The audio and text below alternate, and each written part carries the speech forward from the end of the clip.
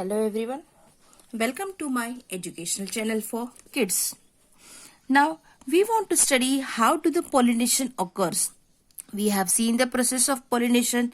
Now for transferring the pollen from anther to stigma, some agents are required, and that agents can be biotic and abiotic agents. If I say abiotic agent, they are the non-living, and if biotic, they are the living organisms. Now all the flowering plants depend on the transfer of pollen grains, that is, they need to be transferred from the male to the female flower, and for this they need some pollinating agents. So they are the pollinators. Example, insects are the pollinators, or sometimes wind, water, they are also the pollinators. Now let us study the abiotic agents. First thing, the abiotic agents, they are the non-living agents. They include water and wind.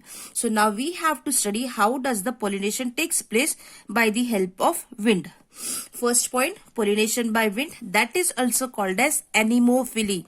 Sometimes a question may be, write a note on anemophily. So you should know that pollination by wind is called as anemophily. Anemo, that is air. Phily, that is attraction. Attraction towards the air, that is they are carried away because of the air, because of the wind, carried from the anther to the stigma, and so the pollination takes place. Now for the anemophily, for the anemophilous condition, their body should be suitable so that they can be carried with the help of air. For this, these anemophilous flowers have some adaptations. Let us study that. The important crop, most of the important crops are pollinated by wind, and these are the wheat, rice, corn, rye, barley, oats. Also the palms, they are wind pollinated, that is the pollen is carried from the anther to the stigma with the help of wind. For this case, the pollen is very much light-weighted. Now let us see the adaptation in anemophilous flowers. The flower in which the pollen is carried from anther to the stigma with the help of wind, that is called as anemophilous flower. Now if they are carried away by the help of wind, wind does not understand the color, the smell, so no need of the color and smell for such flowers. So these flowers are very small, that is no need of attraction, no need that the flower should be looking attractive. Also the flower is inconspicuous. Conspicuous meaning is to gain attraction. The flower here is inconspicuous, that is it does not gain the attraction because it is not necessary here. The flower is small, inconspicuous, colorless, that is it does not look too much good. Without nectar, it does not has the nectar because insects are not going to visit this flower. And fragrance, it does not has the nectar and the fragrance. Fragrance is the odor, that is the smell. In short, these flowers are not attractive, that is they are small, inconspicuous, that is they do not look too much good. They do not have the nectar and fragrance because these all things are not necessary there. Because the anther pollen is carried with the help of wind, and wind does not understand all these things.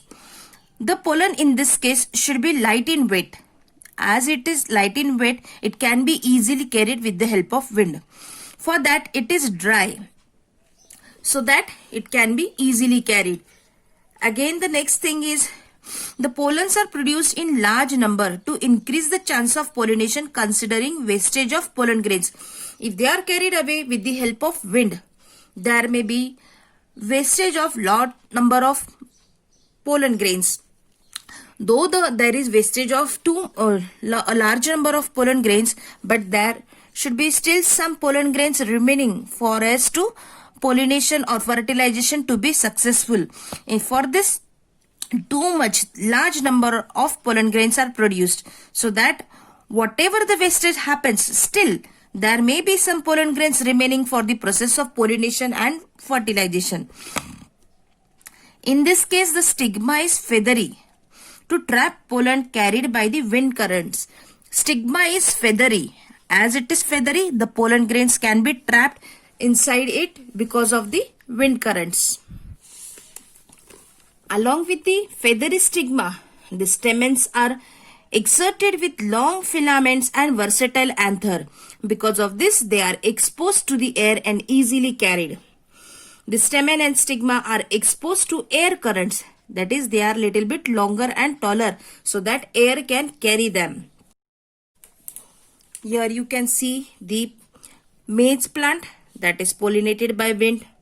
For the wind pollination, it has the male inflorescence. You can see that this male inflorescence has a long filament so that the anthers are exposed to the air and they can be easily carried with the help of wind. Next is the female inflorescence. Here in the female inflorescence, you can see the style stilks. That is, the stigma is exposed to the air currents. That is, it can easily catch the pollen grains coming from the air. And as the stigma is feathery, it can trap the pollen grains coming by the wind currents.